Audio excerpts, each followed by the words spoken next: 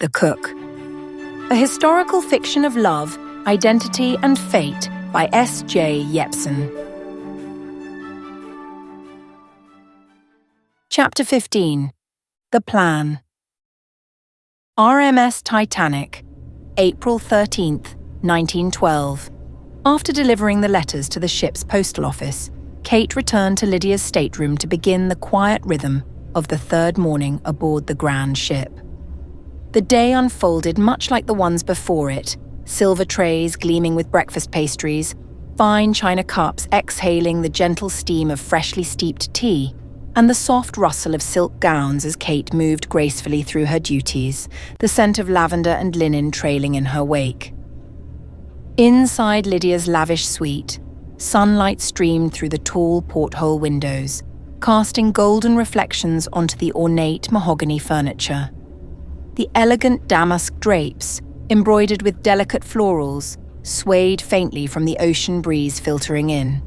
The air carried the mingling scents of orange marmalade, warm toast, and the faint trace of Lydia's violet-scented perfume. Kate worked in quiet efficiency, pouring tea with a steady hand, arranging silverware in perfect alignment, and smoothing out the folds of Lydia's lace-trimmed napkin.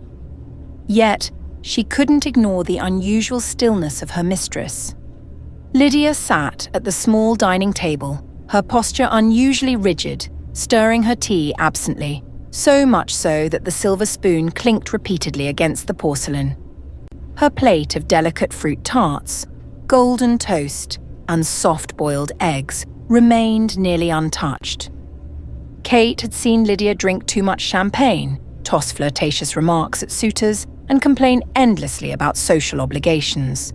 But this silence was different. Finally, Lydia set her spoon down with a soft clink. "I would like to take a walk, Kate," she said quietly. "on the promenade deck." The words were simple, but the tone, low, distant, felt heavier than usual.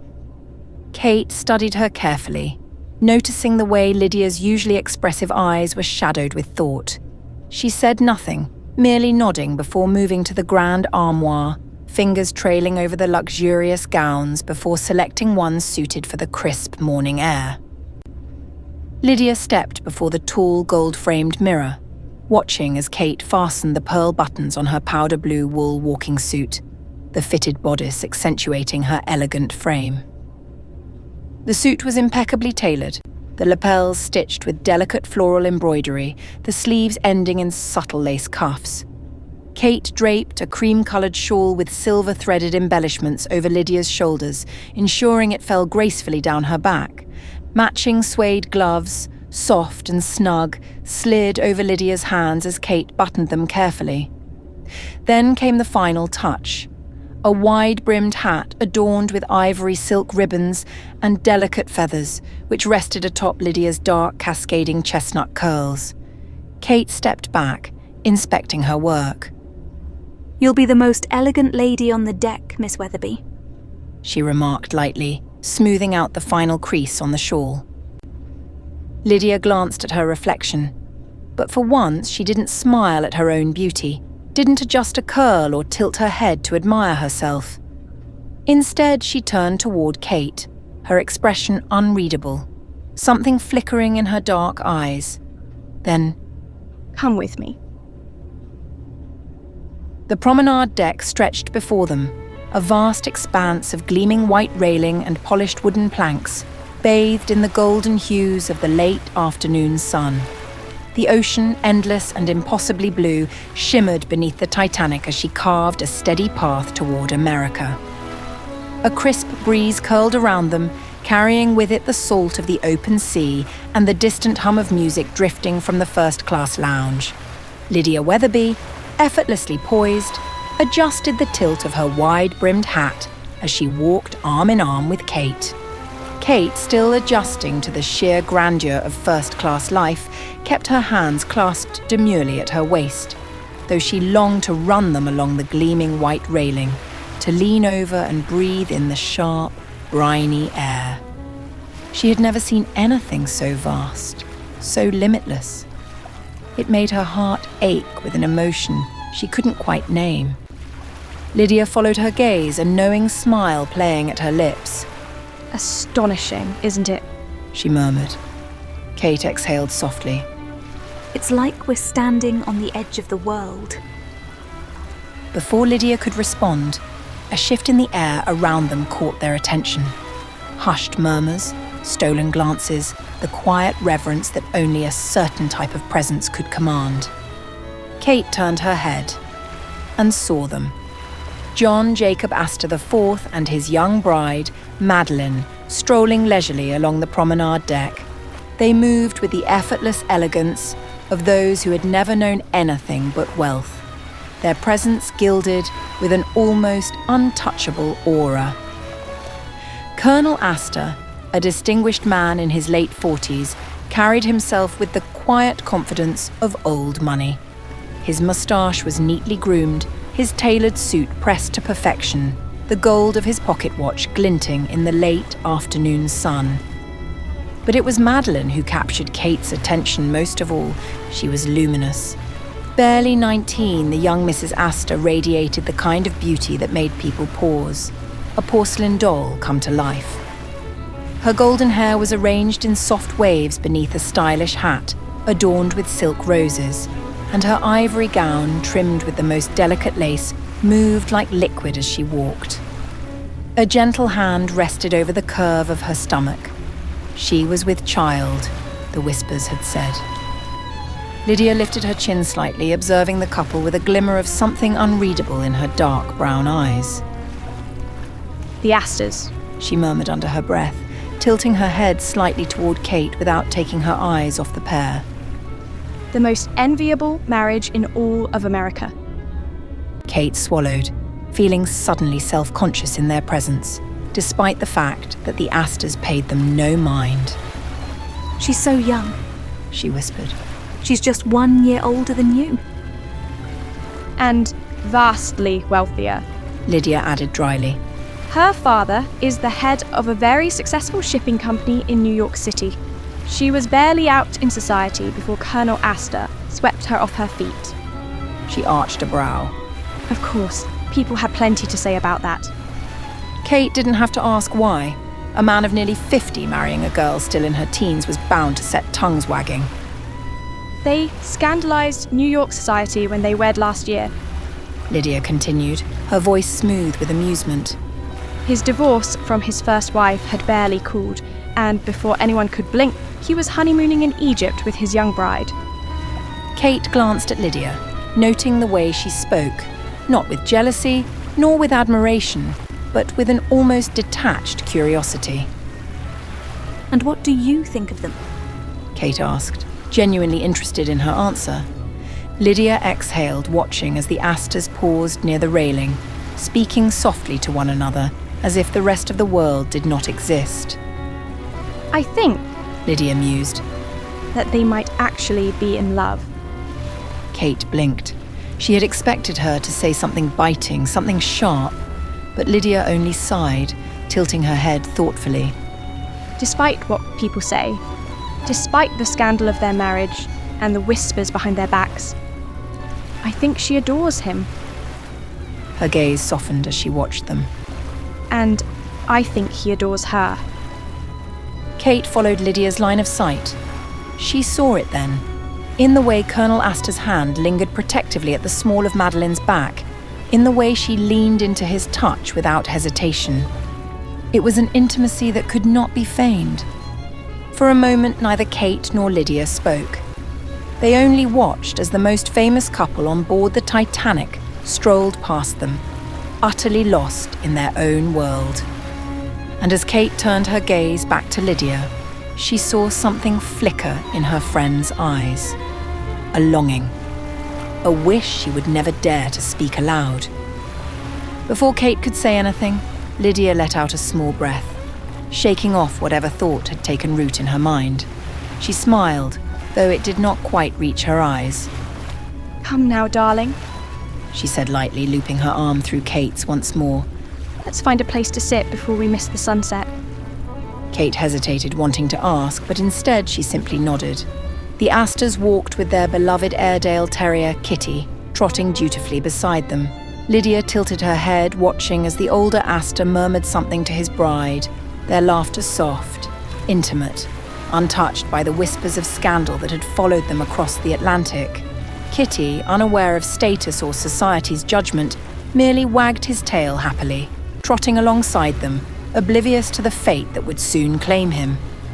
Lydia exhaled slowly, stealing a glance at Kate. Even with all its grandeur, this ship still feels like a cage. Kate arched a brow. A gilded one, perhaps. Lydia hummed in agreement, her gaze following the Astors as they disappeared around the corner. I wonder, She murmured, mostly to herself. if any of us are truly free. Together they walked on, past the quiet murmurs of onlookers, past the endless stretch of ocean that carried them toward an uncertain future. But as they did, Kate could not shake the feeling that Lydia had just seen the exact thing she wanted for herself. Something real, something true. The sea stretched endlessly before them, a deep and endless blue, shimmering under the pale sunlight, the gentle waves rolling in hypnotic rhythm.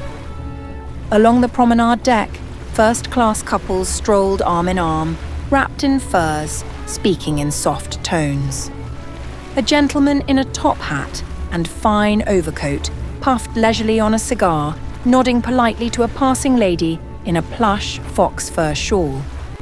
A group of young women sat in wooden deck chairs, reading novels, their gloved fingers turning pages slowly as the ocean breeze toyed with the edges. Lydia and Kate walked side by side, their steps slow, deliberate, their skirts rustling softly against the smooth wooden planks. It was Lydia who broke the silence first. I think I love him. Her voice was quiet, but the weight of those words stopped Kate in her tracks. Kate didn't have to ask who she meant. She said nothing, patiently waiting for Lydia's next words. It's strange, isn't it? To spend a lifetime being told who to marry, who to sit beside, who to dance with, only to realise that the person who makes you feel most free is the last person you were ever meant to meet. Kate exhaled slowly, her grip tightening on the folds of her apron. You truly mean to stay with him? Lydia turned toward her then, her eyes filled with certainty, her cheeks slightly flushed from the cold or perhaps from emotion. I do. Kate studied her carefully. You'd give up everything? Weatherby House? Your inheritance? Your family name? Lydia let out a soft, breathy laugh, shaking her head. Kate, She said, her voice laced with an unexpected quiet joy. I don't want any of it. You know that better than anyone. Lydia took a step closer, lowering her voice.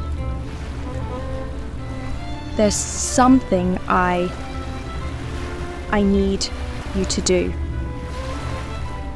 Kate tilted her head slightly. And what's that? Lydia took a steadying breath, then spoke the words that would change both of their fates forever. Switch places with me? The sea air suddenly felt colder. Kate's breath caught, her fingers curling at her sides. She blinked. You can't be serious. Lydia reached for her hand. I am. Kate searched Lydia's face, looking for any sign of hesitation, but she found none. This isn't a game, Lydia. She whispered. I know. Lydia said softly. Okay. Kate let out a quiet, nervous laugh. So, you want me to pretend to be you? And you what? Run off with Gideon in America? Lydia nodded, her dark eyes shimmering with determination. My parents will be expecting Lydia Weatherby to step off the ship in New York. She sighed. She gave Kate a meaningful look. And you could be the one they greet. Kate gripped the railing, staring out at the vast Atlantic. I don't understand. She said quietly. Why me? Lydia smiled softly, almost wistfully. Because you're the only person I trust. Kate swallowed, her heartbeat quickening. You'd really have me take your place? Lydia's smile faded slightly, replaced by something more serious, more certain. I'd rather let you have it than live it myself. It was never meant for me. But you... She took Kate's hands in hers, squeezing gently.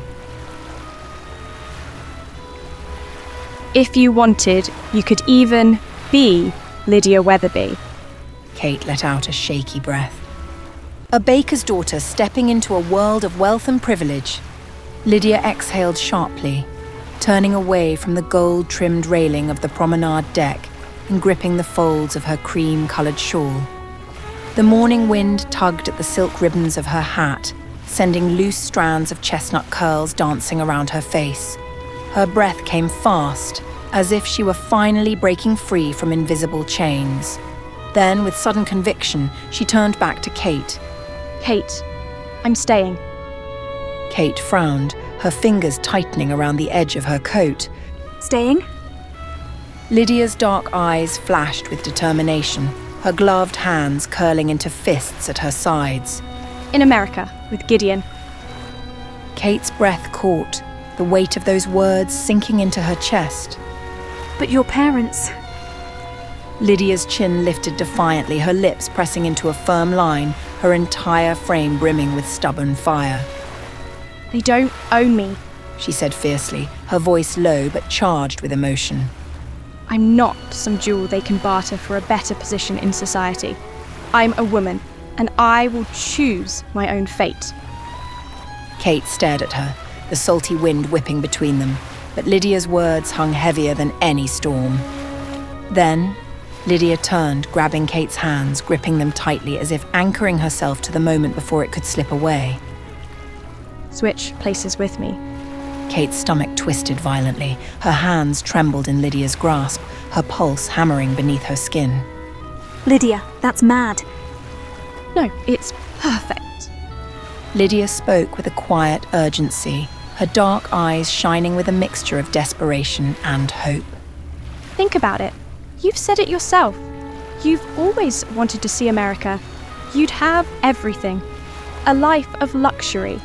You could even have a husband and a title if you wanted. Kate's throat went dry. Her mind whirled with the sheer impossibility of it all. A stewardess stepping into the shoes of Lydia Weatherby. But Lydia squeezed her hands tighter, leaning in.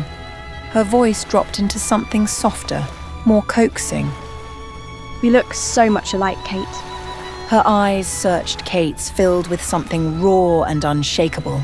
And no one has seen me since I was a child. Not my parents, certainly, and the household won't know the difference. Kate's heart pounded so loudly she could barely hear the distant hum of the ship's mighty engines beneath them. Lydia, this is insane. But Lydia shook her head, a slow, knowing smile creeping onto her lips. It's fate. The words were barely above a whisper, but they settled between them like a sealed promise.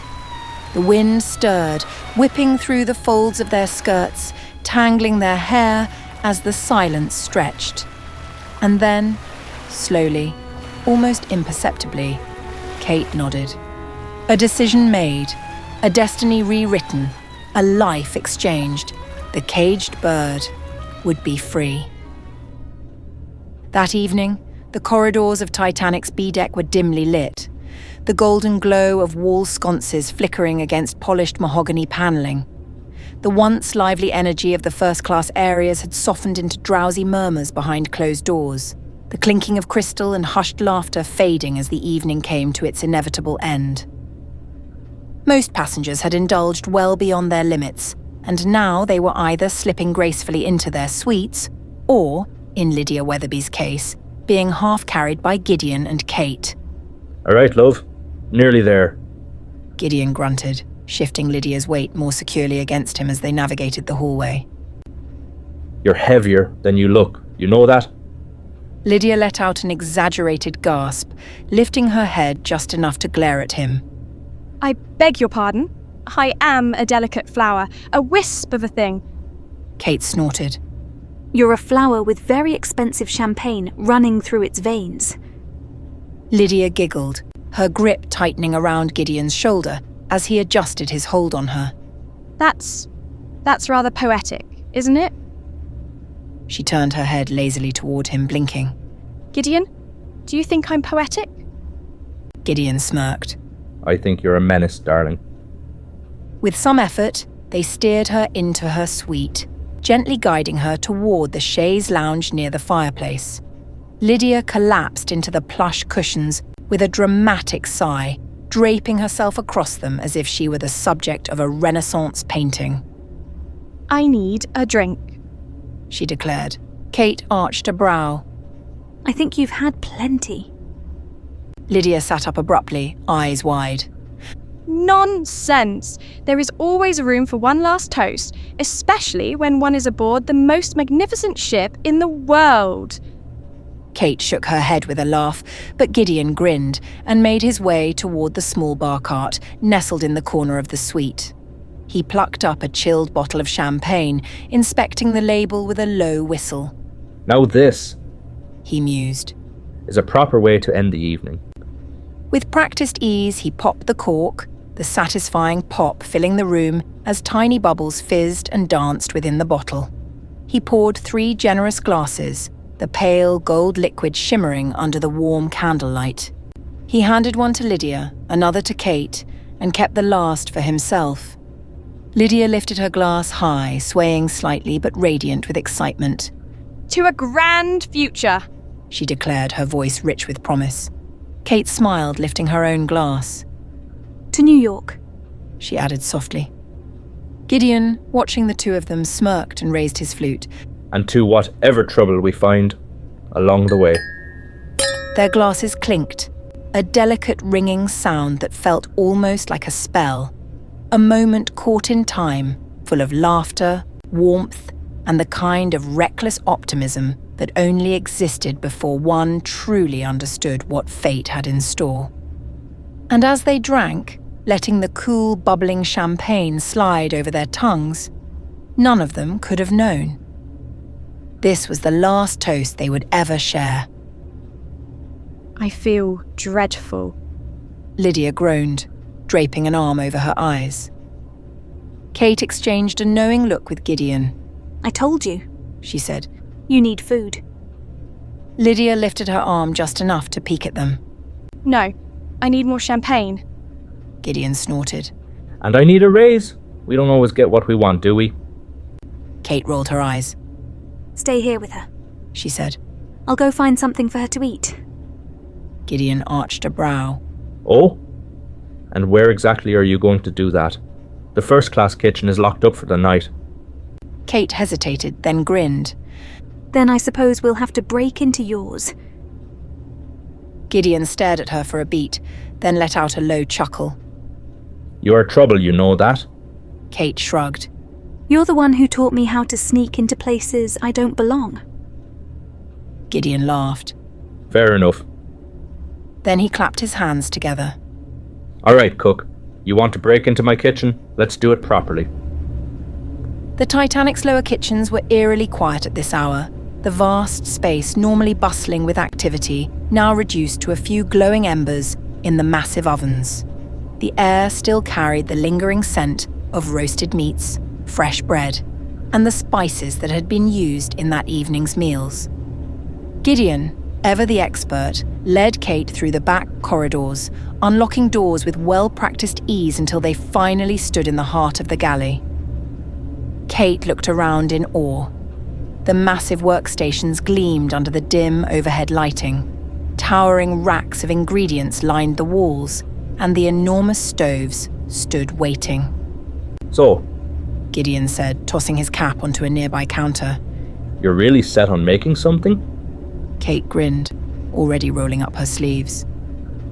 Of course. She moved through the kitchen effortlessly, gathering flour, butter, and the proper seasonings from their designated places. Gideon, ever the professional, retrieved the necessary meats, cutting boards, and utensils without needing to ask. You're comfortable here? He observed, watching her work. Kate glanced up. I grew up in a bakery. She admitted, mixing the flour and butter together with her fingertips. It's the only thing I've ever really been good at. Gideon smirked. I find that hard to believe. You're also quite good at making questionable life choices. Kate shot him a look, but he just winked and continued working the filling, seasoning the ground meat and potatoes with effortless precision. You should open your own bakery in New York, Gideon said, his tone casual but sincere. Kate stilled slightly, her hands dusted with flour. I wouldn't even know where to start. You'd figure it out. He glanced at her. You've already figured out how to steal into my kitchen. That's half the battle, isn't it? Kate let out a short laugh, shaking her head. He meant it as a joke, but something about it settled deep in her chest. A bakery in New York. A place of her own. A life where she didn't have to pretend to be anyone else. She swallowed the thought, focusing on the task at hand. All right, Gideon, she said, placing the first carefully assembled meat pie into the oven. Let's see how well a ship's cook follows a baker's instructions. He smirked. I guess we'll find out. By the time they returned to Lydia's suite, the scent of warm, flaky pastry filled the air, wafting between them like an invisible promise. Lydia, now sitting upright with her hair slightly dishevelled, blinked at them as they walked in. You were gone forever, Kate smirked. Good things take time, Lydia. She placed the small plate in front of her, watching as Lydia picked up a fork and took a hesitant bite. The moment the flavours hit her tongue, her expression melted. Oh, she breathed. This is perfection. Kate grinned. See? I told you food would help. Lydia took another bite, sighing in satisfaction. I would marry this pie. Gideon chuckled, sitting on the floor beside the chaise. Sorry, love. I think your engagement is already spoken for. Lydia waved a hand dramatically. Then I'll take it as my mistress. Letting out a small hiccup. Kate and Gideon laughed, and for a while the three of them simply sat together, eating in companionable silence. And for the first time since boarding the ship, Kate felt truly at ease. The third night aboard the Titanic was slipping into the early hours, the glow of the electric lamps casting warm pools of golden light over the rich burgundy and gold decor of Lydia's first-class suite. Kate was sprawled comfortably on the chaise, nursing the last of a brandy she had swiped from the sitting room, her legs tucked beneath her. Gideon sat on the armrest of a brocade chair, his sleeves rolled up, the top buttons of his shirt undone, looking far too at ease in a room he would have never been allowed into under normal circumstances. And Lydia was very, very drunk.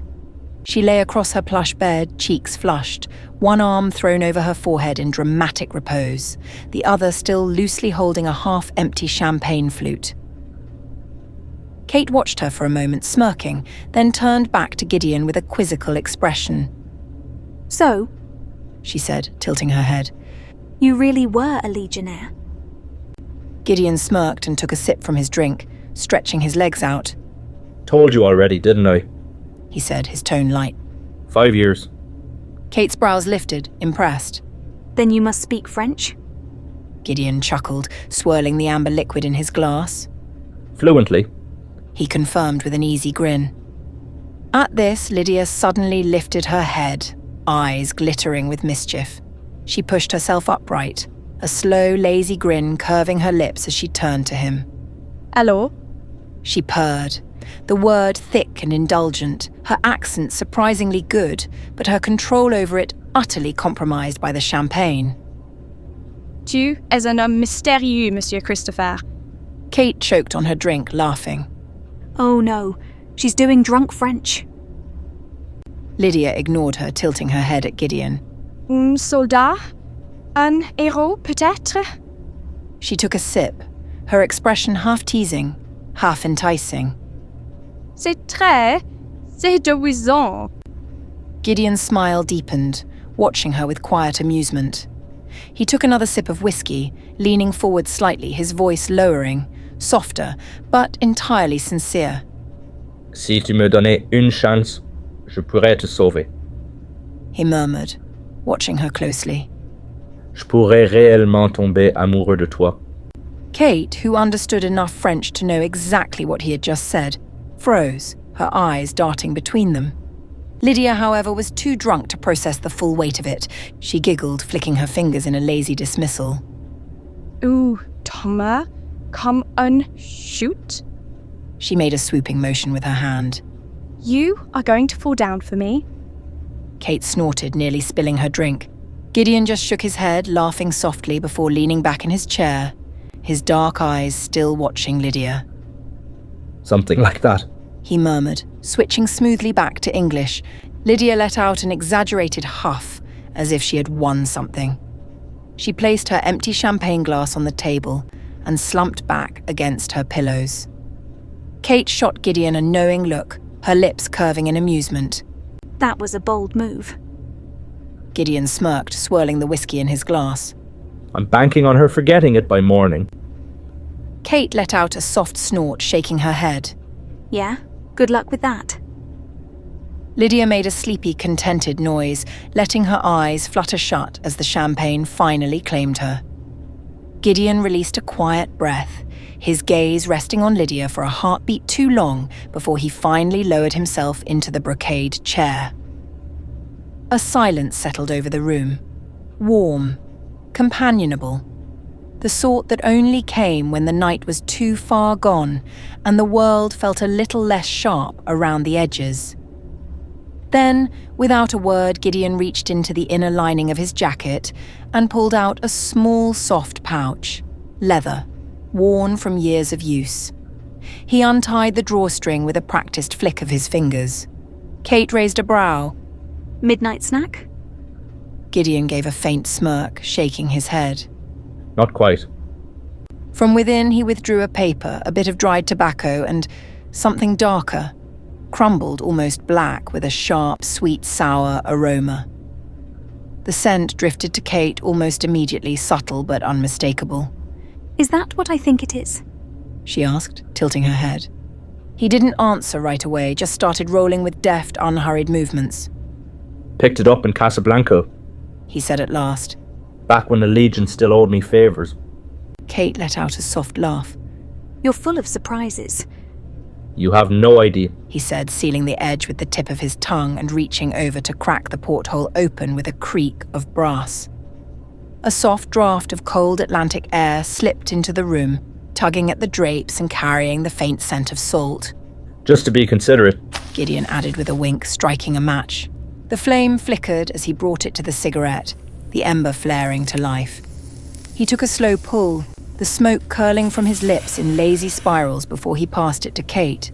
She hesitated for half a second. Well, Then she shrugged. when in international waters? The first inhale was gentler than she expected. Earthy, warm, tinged with spice, and something that reminded her of sun-baked stone and far-off places she would probably never see. She exhaled softly, then passed it back. You know, She murmured, watching the smoke drift lazily toward the open porthole. this feels dangerously close to contentment. Gideon leaned back, the cigarette balanced between two fingers, his gaze still fixed on the bed where Lydia slept, soft and serene beneath the spill of golden lamplight. She's going to hate herself in the morning. Kate added. Maybe. He said. Or maybe she'll wake up and remember something perfect. The cabin was quiet again, save for the hush of the ocean beyond the porthole and the occasional clink of ice shifting in their glasses. And just for a little while, drifting in that narrow space between sleep and memory, they let the smoke and silence wrap around them like a secret. And as Gideon watched her, soft, unguarded, and utterly free in this moment, he wondered just how much longer he could pretend that this wasn't going to hurt when it ended. The thought sat heavy in his chest, an ache he couldn't quite place. It reminded him of a song. A French love song he had learned long ago, one that had drifted through the barracks of the Foreign Legion, sung in low voices over campfires and beneath foreign skies. It had been written in 1784, but the words, the meaning, They still rang true even now. Gideon stood and walked over to Lydia's bed, looking down at her wistfully. Then, without thinking, he began to hum, the soft, wistful melody filling the quiet room. His fingers, absent-minded, threaded gently through Lydia's dark curls, brushing lightly against her temple. She let out a contented sigh, curling slightly into the touch, her breath deep and even. And then he sang.